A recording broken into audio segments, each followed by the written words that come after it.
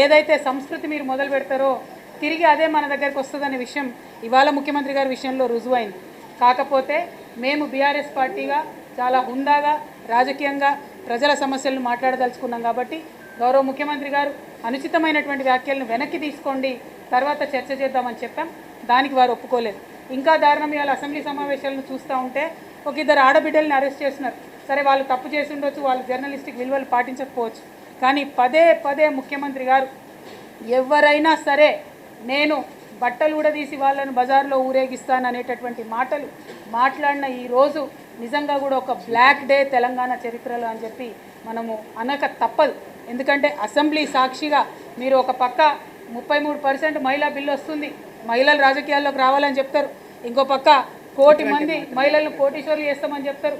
ఇంకొక పక్క అయ్యో నా బిడ్డను భార్యను నా కుటుంబ సభ్యుల్ని అందరూ కూడా మాటలు అన్నారని చెప్తారు. అనుకుంటూనే మీరు ప్రయోగిస్తున్నటువంటి మాట నిజంగా చాలా మీ హుందాతనానికి సరిపోయేది కాదు. యథా రాజా తదా ప్రజ అని అంటారు. మీరు మాట్లాడిందే కింద వరకు పోతుంది, మీరు మాట్లాడిందే గ్రామాల వరకు పోతుంది, అదే యూట్యూబ్లలో రిఫ్లెక్ట్ అవుతుంది. కాబట్టి మనం మారడం దగ్గర మొదలు పెట్టుకోవాలి.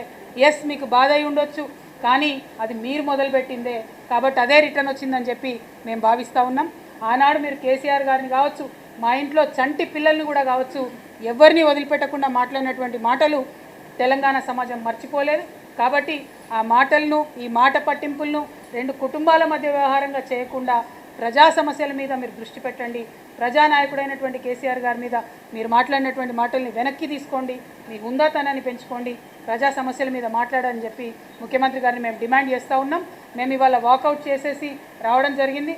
ఎందుకంటే మంత్రులు కూడా చాలా విచిత్రమైన వైఖరితోని మీరు ఉంటే ఉండండి, సభలో వెళ్ళిపోతే వెళ్ళిపోండి అని చాలా దురుసుగా దురహంకారంతో మాట్లాడుతూ ఉన్నారు.